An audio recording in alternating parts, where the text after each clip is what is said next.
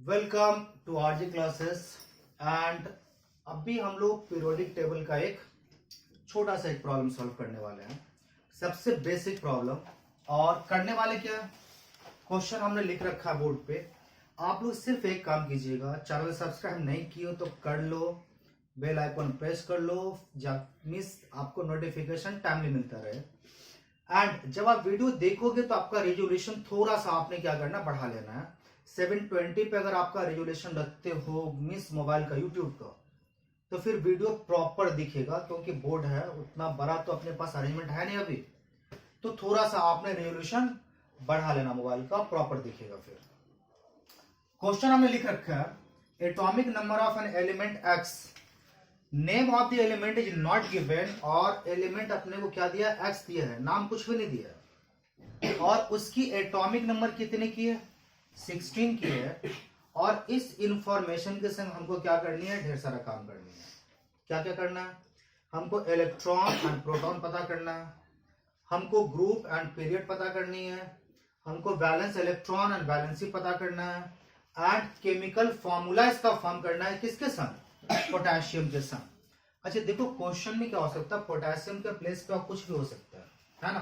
चलिए, तो सबसे पहले आप जब भी पीरियोडिक टेबल से रिलेटेड आप कुछ भी करने वाले हो, और अगर इस तरह का आपको समझ दिया है कि एटॉमिक नंबर इज गिवन या ऐसा कोई इंफॉर्मेशन है, तो सबसे पहले आप ये डिसाइड करो कि इस ग्रुप से किस पीरियड से बिलोंग करता है। स्पेशली आप कम से कम ये तो पता जरूर कर लेना कि किस ग्रुप से बिलोंग करता है, क्योंकि आपको ये इंफॉर्मेशन बताएगा कि मेटल है या नॉन मेटल है।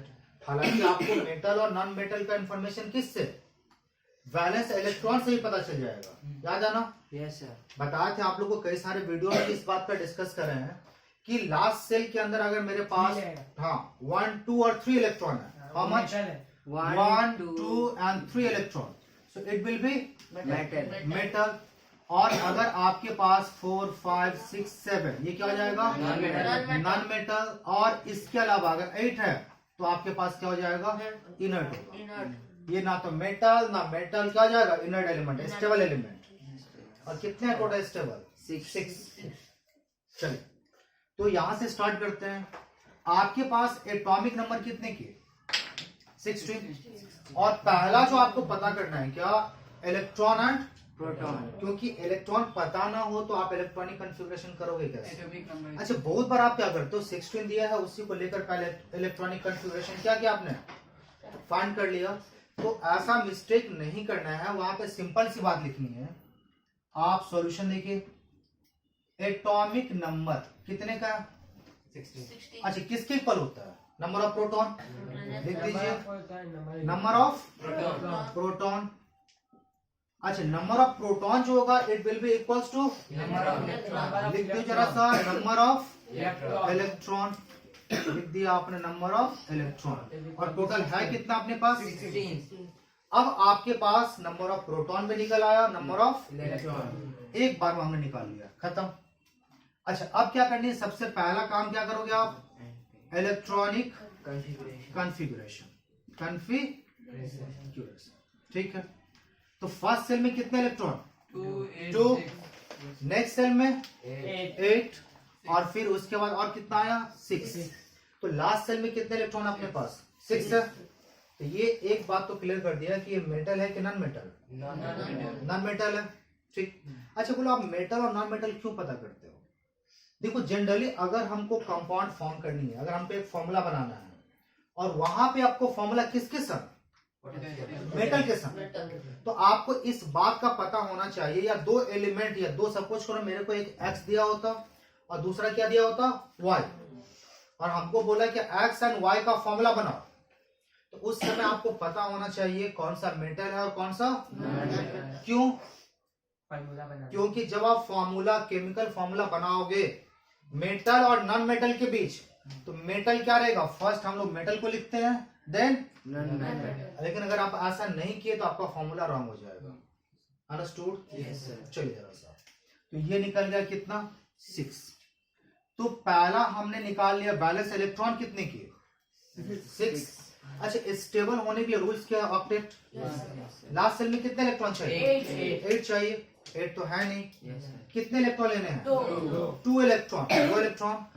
तो आपके पास in order to become stable ये क्या करेगा? 2 इलेक्ट्रॉन लेगा। इसका मतलब इसकी वैलेंसी कितनी क्यों? -2. बिल्कुल। तो क्या लिखेंगे? Valence is equal to बिल्कुल। इट क्या जाएगा? It gain 2 electron. It gained 2 electrons. It gain 2 electrons. 2 electrons to complete क्या जाएगा? To become stable. Become to stable. Yes to become stable. और स्टेबल कौन से रूल से? By यस octet. By octet. आप इस बात को भी क्लियर कर दो। Okay, sir. आप स्टेबल हो रहे हो और स्टेबल कौन से रूल से? Octet. कितने इलेक्ट्रॉन लिया आपने? 2 2। देयरफॉर इसकी वैलेंसी कितनी की? -2 यस वैलेंसी इक्वल्स टू -2। और इसके लास्ट सेल में कितने इलेक्ट्रॉन है? 6. और लास्ट सेल को आपने क्या बोलते हो? Valence shell. The valence और वैलेंस सेल के अंदर जो इलेक्ट्रॉन होगी उस इलेक्ट्रॉन का क्या Valence बोलते हो? electron. Valence electron. तो वैलेंस इलेक्ट्रॉन कितने हैं इसके? 6. Valence electron equals to 6। अच्छा अब क्या करना है आपको? तो पहली बात इलेक्ट्रॉन एंड प्रोटॉन फाइंड हो गया। आपके पास ग्रुप एंड पीरियड फाइंड करनी है। चलो जरा सा ग्रुप एंड पीरियड फाइंड करने के लिए कौन सा नंबर है? 2 नंबर है ना। 2 नंबर। ग्रुप आप कैसे फाइंड करोगे अच्छी तरह समझना। जनरली आपके पास ग्रुप जो होता है लास्ट सेल में जो इलेक्ट्रॉन है वही डिसाइड करेगा कि किस ग्रुप से बिलोंग करेगा। किसी के लास्ट में अगर 1 इलेक्ट्रॉन हो, 1 इलेक्ट्रॉन, ये कौन से ग्रुप से? अगर 2 इलेक्ट्रॉन हो कौन से ग्रुप से? ग्रुप 2। लेकिन अगर आपके पास अच्छा बीच में देखो फिर जरा सा 3 से लेकर 12 तक का जो ग्रुप है that is the transition element का, इसलिए उसको लिखते नहीं है। इसके बाद जितने भी आपके पास लास्ट सेल में इलेक्ट्रॉन होंगे उसमें 10 ऐड करके लिखना, क्योंकि बीच का ट्रांजिशन आपने छोड़ दिया ना। इसलिए आप क्या करोगे? 10 ऐड करके लिखोगे। दैट मीन्स अगर किसी के लास्ट में अगर 3 इलेक्ट्रॉन हो, ये कौन से ग्रुप से? 13। 10 ऐड कर दो 13। अगर लास्ट में 4 इलेक्ट्रॉन कौन से ग्रुप से? 14। ये 10 ऐड कर दिया आपने। और लास्ट में अभी अपने पास कितने इलेक्ट्रॉन है? इसका मतलब ये कौन से ग्रुप से? 16। यस आपने क्या करना है? 10 ऐड करके लिख दो। कौन से ग्रुप? 16। यस तो ग्रुप कितना आ गया अपने पास? 16। अच्छा अब आता है क्या पीरियड भी फाइंड करनी है। पीरियड फाइंड करने का भी सिंपल तरीका है। आपके पास टोटल कितने सेल हैं? आप गिन लो। First cell, second cell and third cell. Obviously इसका मतलब पीरियड क्या हो गया अपने पास? 3। तो जितने पीरियड होंगे दैट विल डिसाइड क्या हो जाएगा? सॉरी जितने सेल होंगे वही क्या होगा? पीरियड होगा। और लास्ट में जो मेरे पास इलेक्ट्रॉन होंगे अगर 1 और 2 है तो डायरेक्टली 1 और 2 ग्रुप हुआ। इसके बाद जो भी आपके पास लास्ट सेल में इलेक्ट्रॉन है उसमें आपने 10 ऐड कर दो और ऐड करके जो नंबर आएगा that will be the group. Understood? चलिए जरा सा तो पीरियड क्या निकल आया इसकी? 3। तो अगर इसी क्वेश्चन को थोड़ा सा घुमा के दिया होता कि व्हाट इज द पोजीशन, क्या बोला होता?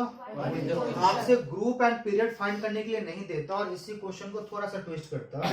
सो an atomic number of an element X is 16, find its position in the periodic table. तो पोजीशन का मतलब क्या? आपको पूछ रहा है कि कौन से ग्रुप से और कौन से पीरियड से बिलोंग करेगा। अंडरस्टूड और नॉट? ओके अभी लास्ट जो हमको काम करनी है वो क्या फाइंड करनी है? Chemical formula. अच्छा ये मेरा ये बताओ कि ये मेरा एक्स जो है ये मेटल है या नॉन मेटल है? Non metal. अगर मेटल होता फिर तो नहीं बनता। सिर्फ 2 मेटल को लेकर फॉर्मूला कैसे बनाओगे?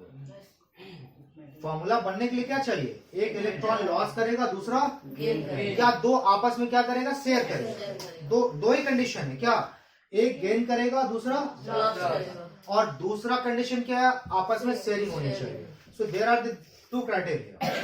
तो अगर दोनों मेटल हो जाता तो दोनों लॉस करेगा, गेन करने वाला कोई हुआ तो फिर आपके पास क्या होता? फॉर्मूला नहीं बनता। चलो अभी जरा सा बात कर ले, हमको फॉर्मूला किसके संग फाइंड करनी है? पोटेशियम के संग। जरा से इरेज कर लेते हैं। अब फॉर्मूला पोटेशियम के संग है ना, पोटेशियम।